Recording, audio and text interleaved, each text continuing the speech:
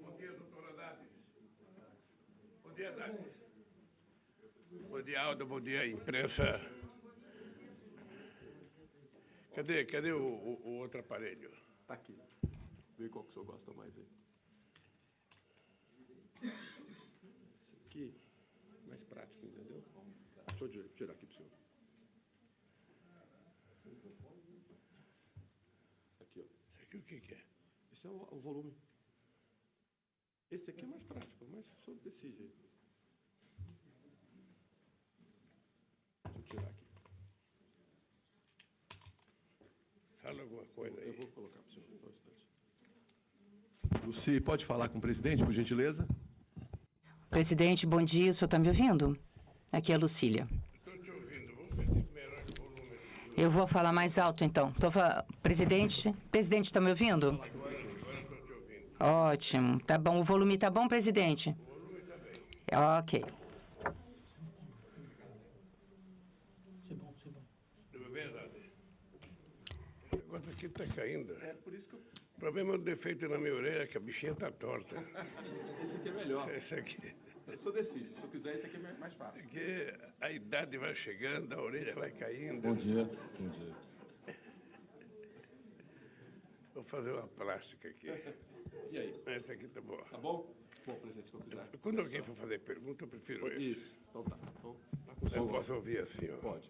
Palavra do senhor aí. Bom dia. A gente primeiro vai ter uma fala do presidente, só repassando a agenda que ele teve aqui. Ele, na quinta-feira, teve um almoço com a presidenta do novo Banco de Desenvolvimento, a Dilma Rousseff.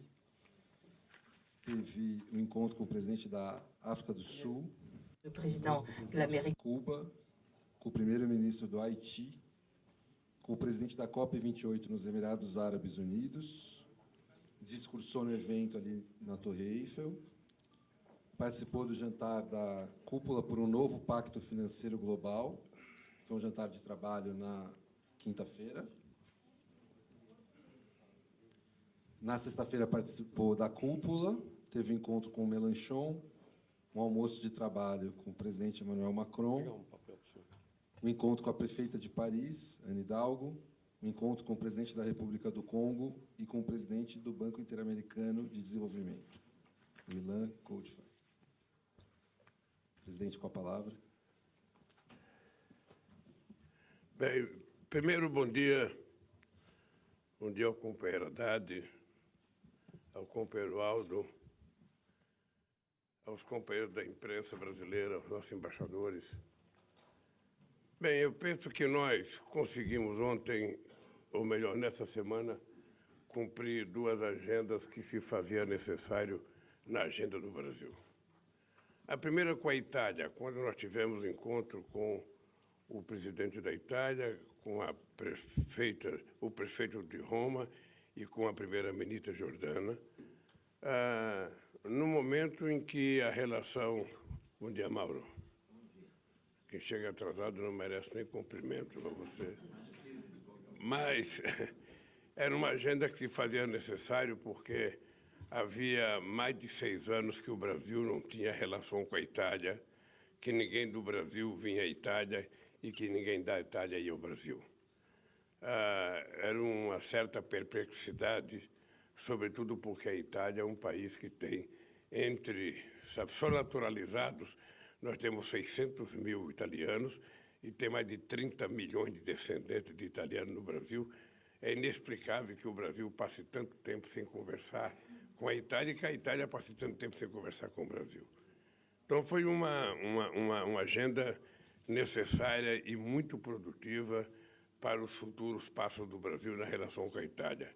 Eu convidei o presidente Mattarella para ir ao Brasil, convidei a ministra Giovanna para ir ao Brasil e eu espero que ele se dirija ao Brasil, porque faz muito tempo que não vai um dirigente italiano ao Brasil, muito tempo. E eu fiz questão de dizer para eles que era necessário alguém ao Brasil para ter um contato com a maior cidade italiana depois de Roma e depois da própria Itália, ou seja, o Brasil. E na França, o encontro para discutir o novo pacto econômico, para discutir a questão do clima, foi muito importante pela possibilidade de termos relações de uma só vez com muitos países e, sobretudo, com muitos companheiros que são representantes dos países africanos. Eu tive várias bilaterais, marcamos vários encontros, todos os países africanos muito desejosos da volta do Brasil à África, da volta dos convênios com a África, da volta dos investimentos do Brasil, de financiamento da engenharia brasileira para fazer obras na África. E eu acho que foi uma reunião extraordinária, porque fazia muito tempo também que eu não encontrava com muitos presidentes. Alguns eu nem conhecia, outros eu já conhecia, porque, embora eu tenha deixado a presidência, muitos continuaram na presidência. E depois o almoço com o presidente Macron, que foi um almoço importante, porque nós colocamos a nossa pauta em dias, ou seja, nós levantamos todos os problemas que nós tínhamos que levantar, e o problema mais sério de tudo é o acordo União Europeia-Mercosul, no qual a França tem um papel importante, e nesse momento há um início de contrariedade da França com relação ao acordo. Nós conversamos com o presidente Macron, ele nos disse que a gente pode discutir, que não tem tema proibido para discutir, nós sabemos qual é o tema dele, ele sabe qual é o nosso tema, da mesma forma que ele tem que resguardar os interesses agrícolas dele, nós temos que resguardar os interesses, sabe, das nossas pequenas e médias empresas com a não aceitação, sabe, das compras governamentais. E nós ficamos de responder a carta adicional que a União Europeia mandou, e eu penso que até o final do ano a gente tem uma decisão sobre o assunto. Eu espero que tenhamos capacidade e sabedoria de fazer esse assunto, porque é importante para a União Europeia, é importante para o Mercosul e é importante para o encontro que vai ter agora em julho da CELAC, que são todos os países da América Latina, com todos os países da União Europeia, para a gente estabelecer uma nova rodada de conversação para ver se a gente se aproxima, sabe, de um acordo também na CELAC. Bem, fora disso, nós tivemos encontros com empresários que tinham interesse de investir no Brasil, aqui na França, sobretudo na área de defesa, por isso que estava presente o ministro José Múcio, por isso que estava presente o brigadeiro Damasceno e por isso que estava presente o almirante Olsen, que nós estamos discutindo a nossa parceria estratégica na questão do submarino nuclear. Também tivemos conversas com Haiti, que é uma coisa mais triste, sabe, um país abandonado à própria sorte, um país dominado pelas gangues, ou seja, onde já não tem mais eleições há algum tempo, e tivemos uma boa reunião com o primeiro-ministro. É o tipo daquela reunião que você fica constrangido, porque o mundo deveria ter uma preocupação com Haiti. O mundo deveria assumir um pouco mais de responsabilidade. O Brasil passou 13 anos lá. 13 anos. O país que colocou dinheiro vivo lá foi o Brasil, 40 milhões de dólares.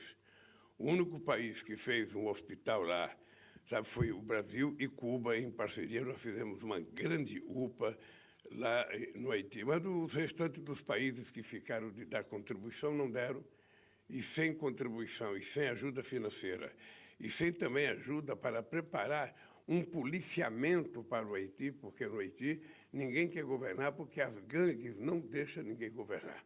As gangues tomaram conta, sabe, da capital, e tomaram conta de alguns bairros, e tem muita dificuldade de se fazer política no Haiti, porque é um enfrentamento direto com as gangues. Eu conversei com o presidente Macron sobre a necessidade de alguém puxar uma pauta e colocar o Haiti, sabe, no centro da discussão. Eu pretendo levar essa discussão do Haiti para o G20, eu pretendo levar para os BRICS, ou seja, porque o Haiti não pode ficar à própria sorte, ou seja, esse país, ele paga o preço de ser o primeiro país a conquistar a independência. Ele paga o preço de ser o primeiro país em que os negros se libertaram, ou seja, e o Haiti não consegue andar. Quando eu estava na presidência da outra vez, a gente tinha começado a discutir a necessidade de fazer uma pequena hidrelétrica no Haiti que poderia suprir as necessidades energéticas do Haiti. Sabe? O Brasil deu os 40 milhões de dólares, mas ninguém mais deu dinheiro.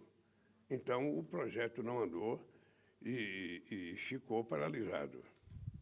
Bem, depois de uma conversa com a presidenta Dilma, que está uma banqueira muito importante, representando os BRICS, ou seja, achei muito importante. A Dilma está bem moralmente, está bem pessoalmente, está bem de alma, de coração, de cabeça, bem profissionalmente. E depois tivemos uma conversa com o Lian, com o nosso presidente do BID, ou seja, um brasileiro que está lá presidindo uma instituição que tem ajudado muito a América Latina e a América do Sul, e o Haddad teve uma conversa mais prolongada com ele, tentando mostrar para ele as necessidades que o Brasil tem de construir projetos interessantes, sobretudo na questão da transição energética, para que a gente possa receber os investimentos necessários para garantir a matriz energética mais limpa do planeta, né? Eu tenho muito orgulho, e vocês viram que eu falei com muito orgulho, que da energia elétrica brasileira, 87% da energia é limpa e renovável, e da matriz total da energia brasileira, 50% é limpo, conta 15% do mundo. Significa que o mundo tem que fazer muito para chegar perto do Brasil no que se trata de energia limpa e renovável. E nós agora, no mês de julho, vamos apresentar um projeto em que vai acontecer muita, mas muita coisa nessa questão da produção de energia eólica, de energia solar, de energia de hidrogênio verde, porque o Brasil vai ser certamente um exportador de hidrogênio para algumas partes do mundo. Bem, vocês sabem que no Brasil as coisas estão andando bem. O Haddad está muito entusiasmado porque, com todas as conversas que ele está tendo no Congresso Nacional, ele está certo que a gente vai aprovar a reforma tributária, sabe, muito sinal de que será a primeira reforma tributária em tempo de democracia. Presta atenção, a última foi em 1964. A gente tinha tido um golpe nesse país. Então, fazer reforma agrária, fazer reforma tributária com golpe é muito fácil. Agora, fazer ela discutindo democraticamente num Congresso onde nós não temos maioria, significa que você tem que ter habilidade para construir essa maioria. E o Haddad tem sido um mestre nisso, junto com o Jacques Wagner, junto com o Guimarães, junto com o Randolph, na articulação com o Congresso Nacional.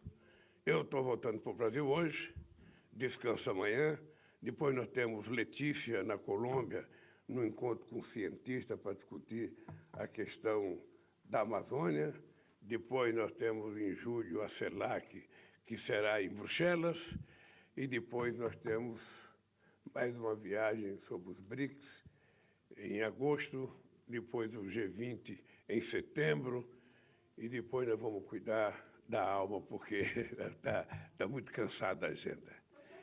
Dito isso, hein? Quem quiser fazer pergunta ao companheiro Cristiano, sabe? Mas, como você já fez a pergunta, eu estou pensando se eu for a CELAC ou não. Se eu não for, vai o companheiro Alckmin me representando, né? Eu não sei se vai dar para ir, e eu vou ver se eu não puder ir, o Alckmin vai. Às vezes a gente tem que ir, porque se a gente não for, passa a ideia de que a gente não está dando importância a um evento que envolve todos os países da América Latina, e o Brasil é o criador da CELAC. A CELAC foi criada, sabe, na Bahia, e eu acho que nós temos a obrigação de estar lá comparecendo forte para animar a tropa, porque se o país maior não comparece, dá a impressão que a gente não está dando importância para a discussão. Então, eu estou com esse dilema, Quem sabe eu vá, mas se eu não for, vai o Alckmin, e o Alckmin representará bem o Brasil.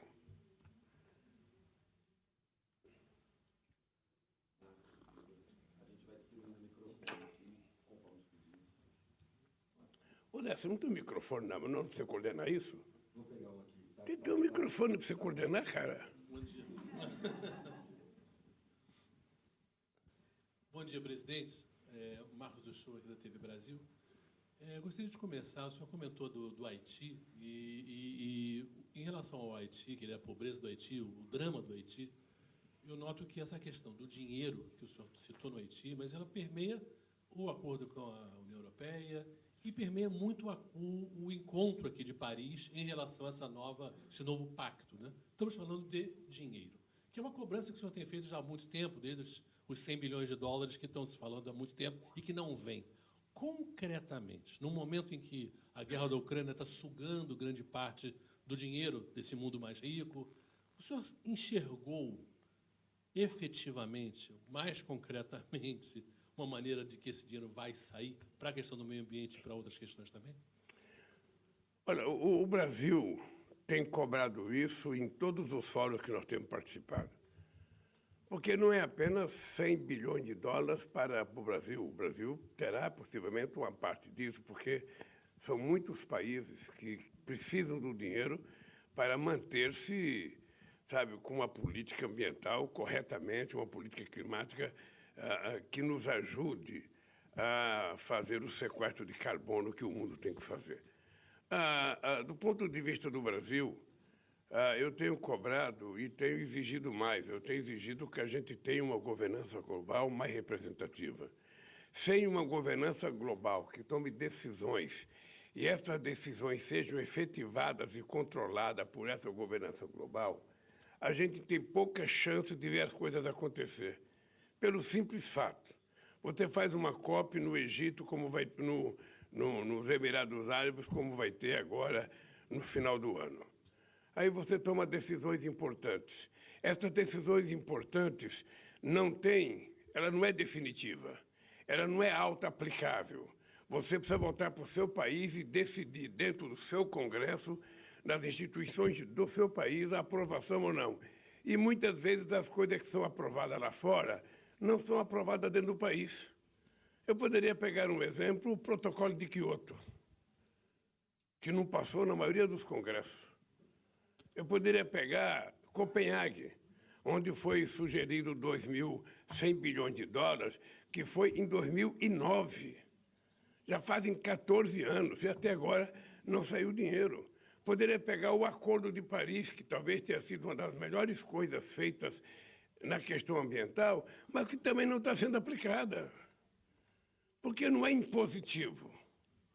Há uma decisão e você não tem, sabe, quem exerça a cobrança. E é por isso que nós temos dito que é necessário uma governança global. E essa governança global, diga-se de passagem, chama-se ONU, e a ONU tem que estar fortalecida. A ONU de 45 não representa mais a ONU de 2023. É outra geopolítica, são outros atores mais importantes. Não tem explicação que a América Latina não esteja presente no Conselho de Segurança da ONU. Não tem explicação que a África não tenha 2 ou 3 países no Conselho de Segurança. Não tem explicação que a Índia não esteja, que a Alemanha não esteja, que o Japão não esteja, que o Brasil não esteja. Sabe? Então, é preciso a gente renovar a direção da ONU para que a gente possa ter um organismo multilateral com poder de decisão. Se você tomar uma decisão e não for cumprida, aí sim você pode estabelecer uma punição que todos os países que estão cumprindo têm que impor àquele que não está cumprindo. Se não for assim, não vai funcionar. Se não for assim, cada um se tranca dentro do seu próprio umbigo e as coisas não andam. E a questão climática é uma coisa muito séria. Essas mudanças de intempéries que a gente está assistindo todo dia, chovendo demais da onde não chovia, fazendo seca demais da onde não tinha seca, tendo furacão aonde não existia. Ou seja, tudo isso significa mudança de comportamento do planeta contra a espécie humana ou melhor, a espécie animal que mora aqui. E é nesse aspecto que o Brasil aparece com muita força. Não só porque tem a maior reserva florestal, a maior reserva de floresta tropical do mundo, mas porque, se a gente juntar o Brasil e a América do Sul, a gente tem um montante muito especial.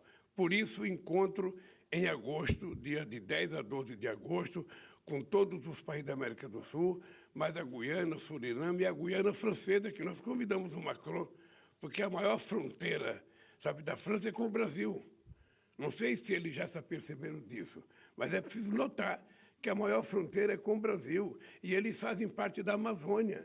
E, portanto, ele tem que participar desse encontro para fazer parte da política de preservação da nossa floresta. Não só preservação, mas como explorar cientificamente a riqueza da biodiversidade da Amazônia. Como fazer da biodiversidade da Amazônia e da boa pesquisa, que, na minha opinião, tem que envolver o mundo inteiro, sabe, o sustento com qualidade de vida para 28 milhões de pessoas que moram só na Amazônia brasileira e 50 milhões que moram em toda a Amazônia, envolvendo os outros países. Tudo isso está em jogo. Ontem, quando eu coloquei a questão da luta contra a desigualdade, junto com a luta do clima, é porque a desigualdade, hoje, ela é mais forte do que era há 30 anos atrás. Hoje a desigualdade ela é múltipla. Você tem desigualdade de renda, você tem desigualdade social, você tem desigualdade na saúde, você tem desigualdade de gênero, você tem desigualdade racial, você tem desigualdade na oportunidade. Ou seja, o mundo está mais cheio de desigualdade do que de igualdade. E o que nós precisamos é indignar a sociedade contra a desigualdade. Tem coisas que acontecem no mundo que a gente não consegue se explicar. Ou seja, o ser humano, ele é por si só uma espécie animal muito fraterna, muito solidária. A gente nasceu para viver em comunidade. O ser humano, ele vivia solidariamente, sabe? Uns ajudando os outros. Hoje a individualidade tomou conta da espécie humana. Eu não sei onde que a gente vai parar. Sabe, nós estamos, na verdade, deixando de ser seres humanos com sentimentos para virarmos algoritmos. E eu acho que isso não é bom, e as pessoas vão perdendo a sensibilidade. Sabe, ontem, naquela reunião em que tinha muitos países africanos e muitos outros países, a questão do Haiti não entrar é uma noção básica de que, sabe, o Haiti não é problema de ninguém. Quando, na verdade, o Haiti é problema de todos nós. E todos nós deveríamos ter uma postura de assumir o mínimo necessário para ajudar com que o Haiti saísse da situação que ele se encontra. E aí outros países. No Brasil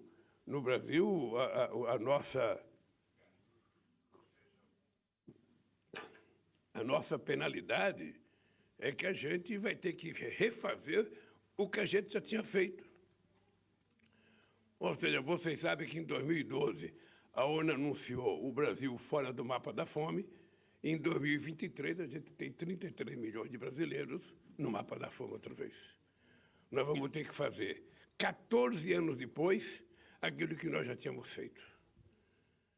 Então é por isso que eu fiz o discurso colocando a igualdade, sabe, que é uma postura muito forte do Papa Francisco, sabe, e que é minha também, porque eu acho que se a gente não tiver capacidade de mobilizar a humanidade contra a desigualdade, nós seremos todos derrotados. Presidente, Sônia Blota, TV Bandeirantes. Pertinho, tá bom agora? Presidente Sônia Blota, TV Bandeirantes, prazer estar aqui. Presidente, o senhor falou sobre acordo Mercosul-União Europeia, que é uma vontade do senhor, né, um acordo que há 24 anos não sai do papel. E eu queria saber, quando o senhor esteve frente a frente com o presidente francês, Emmanuel Macron, quais foram os pontos que os senhores conversaram para que finalmente saia esse acordo? Olha, o presidente Macron, ele tem dificuldade no Congresso. Ele tem dificuldade no Congresso. E se a gente puder conversar com os nossos amigos mais à esquerda para poder ajudar a que seja aprovado um acordo do Mercosul, nós vamos fazer. Não tenha dúvida que nós vamos conversar com todos os amigos que a gente tiver aqui na França para ver se a gente consegue convencer as pessoas da importância. Porque não é o protecionismo que vai ajudar. Ou seja, é muito engraçado esse mundo, porque dos anos 80 para cá, tudo que as pessoas falavam é de quanto mais abertura, melhor, quanto mais livre comércio, melhor. Você dá conta agora, quando chega, às vezes, dos países em desenvolvimento competir em igualdade de condições, os mais ricos viram protecionistas. Então não tem nenhum sentido. Quanto mais livre for o comércio entre nós, desde que cada um garanta aquilo que é considerado essencial, eu acho normal que a França tente defender a sua agricultura. Acho normal. Pode ser um ponto de mais dificuldade de inflexão. Mas é normal que eles também compreendam que o Brasil não pode abrir mão das compras governamentais. Porque se eu destacar para eles as compras governamentais, a possibilidade de fortalecer a indústria nacional chega a zero. A possibilidade de você permitir que pequenos e médios empresários possam produzir para o Estado comprar chega a zero. Então não é possível. Mas o fato de ter 2 pontos, que são 2 pontos nervosos, e 2 pontos considerados essenciais por 2 lados, olha, a gente pode não fazer acordo com esse, mas vamos melhorar outras coisas. Como eu sou um ser humano que acredito muito na capacidade de negociação, eu acredito que toda vez que 2 seres humanos sentam em torno de uma mesa, por mais divergência que existam, é possível que a gente termine com um acordo. É assim que é a lei da natureza, e é isso que nós vamos conseguir fazer. Nós precisamos fazer o acordo com a União Europeia. E a União Europeia precisa fazer o acordo com o Mercosul, com a América do Sul e com a América Latina. Porque a União Europeia não pode ficar, sendo a fatia de mortadela entre a nova Guerra Fria, entre Estados Unidos e China. Tá? Então é importante lembrar que nós precisamos da União Europeia e a União Europeia precisa muito de nós. Portanto, é importante que a gente coloque um pouco da arrogância de lado e a gente tente colocar o bom senso para a gente negociar. Isso vale para nós e vale para eles. Bonjour, Monsieur le Président. Lisa Villi. Senhor presidente, o futuro.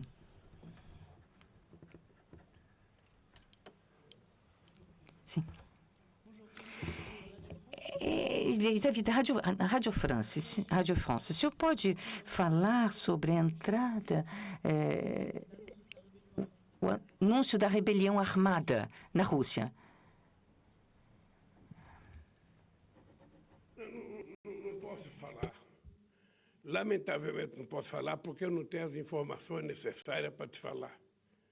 Eu, quando chegar ao Brasil, que eu me informar de tudo o que aconteceu ontem, que tiver várias informações, aí eu posso te falar. Mas agora seria chutar, de forma precipitada, uma informação que eu não tenho.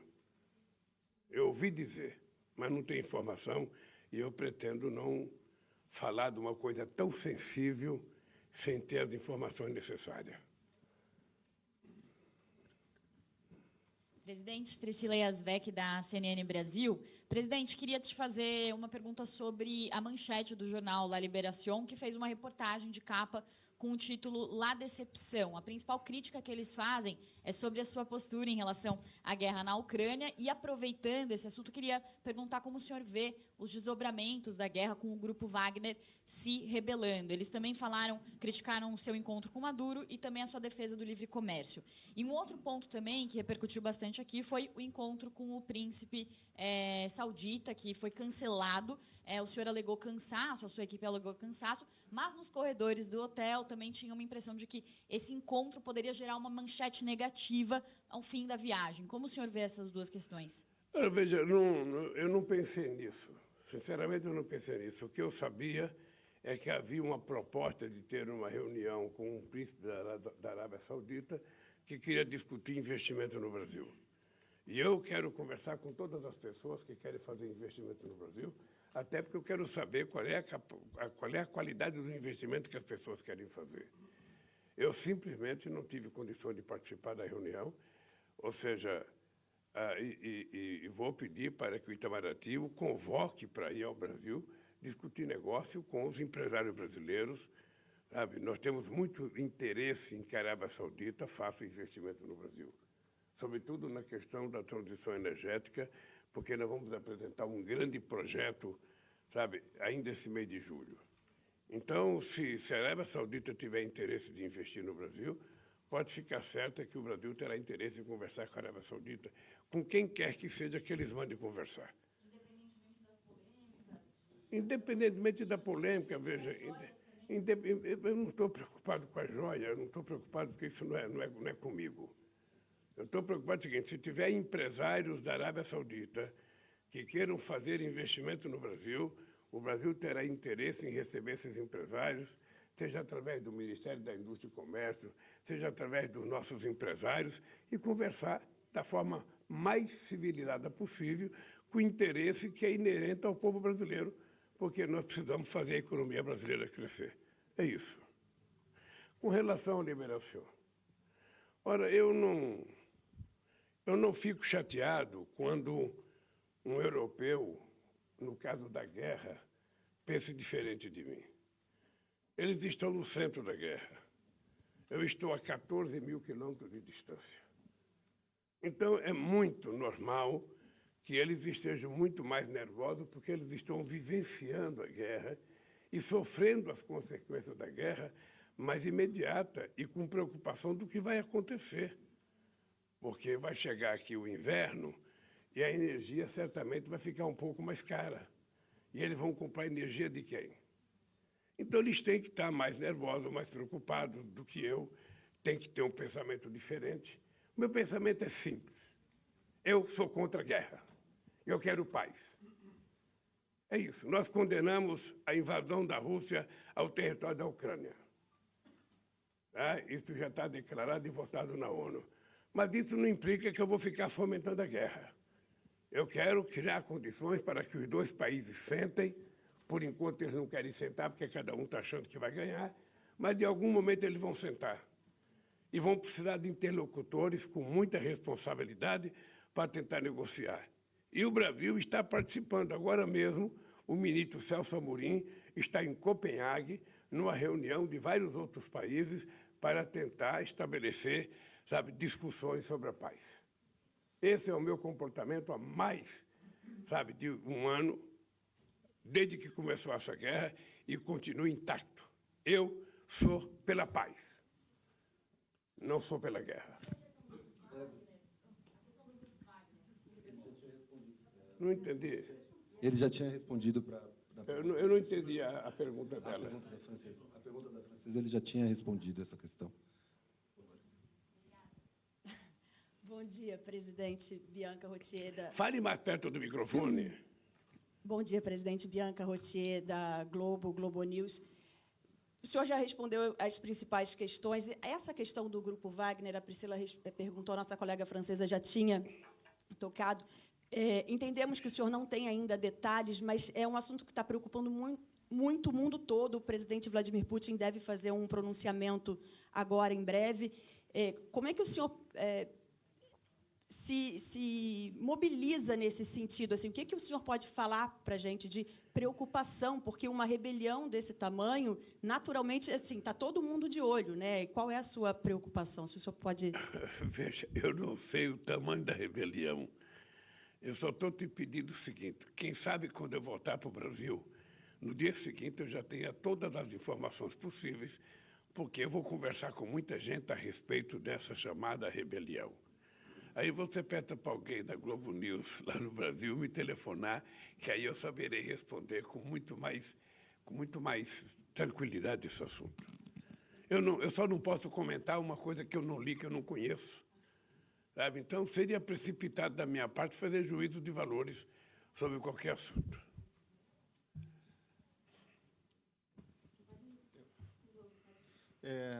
Nessa questão... Fernanda Schemberg, do Jornal Globo. Nessa questão da guerra ainda, como é que foi a conversa com o Macron? Porque é muito evidente a diferença de visão, de postura de encarar a questão do conflito ucraniano entre o Brasil e a França. houve alguma convergência, alguma aproximação, cada um se manteve na sua posição? E só uma perguntinha, o senhor veio aqui nesse encontro e participou do encerramento somente, né, do encontro. O senhor acha que esse é o jeito certo de discutir essa questão do Pacto Global? O senhor acha que a posição dos países ricos estão corretas em propor esse tipo de discussão dessa forma, nesse modelo, como foi feito aqui? Eu acho que quando a gente começa a fazer uma discussão, se o modelo que foi estabelecido não foi correto, a gente vai corrigindo ele e vai chegar o momento que a gente vai chegar à perfeição do modelo de discussão que a gente tem que fazer. O dado concreto é que nós estamos tendo consciência que as instituições que foram criadas logo depois da Segunda Guerra Mundial já não representam mais aquilo para o qual elas foram criadas. O Banco Mundial não representa mais, o FMI não representa mais e a própria ONU já não representa mais. A ONU, quando ela foi criada, ela teve força de criar o Estado de Israel. Hoje ela não tem força para manter a demarcação de terra dos palestinos.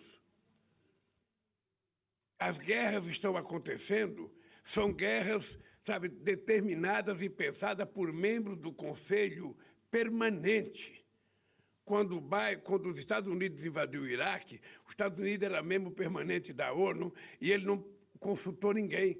Quando o Sarkozy e a Inglaterra invadiram a Líbia, eles eram membros do Conselho Permanente e não consultaram ninguém. E quando o Putin invadiu a Ucrânia, ele é membro também efetivo e não consultou ninguém. Então significa que as instituições estão falidas. O mundo de 2023 precisa de outras instituições mais fortes, mais representativas, com maior participação. É isso. Ora, a diferença entre o Macron e eu na questão da Ucrânia, eu vou repetir. Há muito tempo eu sei o que o Macron pensa sobre a guerra da Ucrânia e há muito tempo o Macron sabe o que eu penso sobre a guerra da Ucrânia. Eu não levarei ele a pensar como eu, porque ele está distante, ele está no outro mundo. Ele está próximo do campo de batalha. E eu tenho um oceano Atlântico, sabe, de diferença. E eu acho que mesmo aqueles que estão defendendo a guerra, mesmo aqueles que estão ajudando a Ucrânia, querem a paz. Eu tenho certeza que todo mundo quer a paz. Acontece que a paz só vai acontecer quando os dois combatentes chegarem à conclusão que é preciso ter paz. Então, eu vou esperar esse momento. Eu, no G7, conversei com a Indonésia, conversei com a China, conversei com a Índia, conversei com o Vietnã. Nós temos conversado com vários outros países. O Celso Amorim já foi a Kiev, o Celso Amorim já foi a Moscou, ele agora está em Copenhague, ou seja, o presidente da África do Sul já foi à Rússia, já foi à Ucrânia. Ou seja, tem muita gente brigando pela paz. Tem muita gente tentando encontrar um caminho para que a gente chegue à paz. Eu espero que logo, logo também os Estados Unidos estejam querendo encontrar paz, e aí vai ficar mais fácil a gente fazer a paz. Pronto, gente. Última pergunta aqui, por favor, presidente. Aí a gente Bom dia, presidente Lula. Fernando Otero, do site Holofote Notícias Brasil e da rádio Dublin South FM, na Irlanda. Nossa agenda foi divulgada que o senhor conversou sobre cultura e tem 4 milhões de brasileiros morando fora do Brasil e a cultura é uma coisa muito forte para a gente, quando a gente está fora do Brasil, e a maneira como a gente é identificado. Queria que o senhor comentasse um pouco sobre esses acordos que foram feitos, a conversa que o senhor teve com o Macron relativa à cultura. Muito obrigada. Olha, uma das coisas que eu disse ao presidente Macron era de que nós devemos recuperar as comemorações do Dia do Brasil na França e do Dia da França no Brasil. Isso existia, era um evento cultural muito forte. Eu participei, enquanto presidente, de um evento aqui com a participação de muitas atividades culturais brasileiras. Depois eu participei lá no Brasil, quando o Sarkozy foi lá, de um outro evento com muitas atividades culturais da França no Brasil. Isso é importante voltar, porque o povo brasileiro tem muita afinidade com o povo francês e com a cultura francesa. Então, eu acho que o companheiro Macron deve ter ficado sensibilizado com a importância disso. A outra coisa que eu pedi foi para recuperar a Casa da América Latina, que tem aqui, que é uma coisa que funciona bem, que tinha uma atividade cultural muito intensa Eu, inclusive, entreguei na mão dele uma proposta para ele levar em conta a necessidade da casa voltar a funcionar com a força que ela já teve alguns tempos atrás. Ela foi fundada pelo De Gaulle, depois ela foi bem administrada pelo Mitterrand, depois ela veio funcionando ao longo de outros governos, mas está num momento de baixa. E é preciso, então, recuperar, porque Brasil e França têm muita afinidade cultural. Gente, eu vou pedir desculpa porque tem uma coisa chamada slot. Quando tem muito chefe de Estado, você tem horário para voar, e o nosso horário já está vencendo a idade. E temos que ver. Gente, obrigado, muito obrigado a vocês. Até o próximo encontro.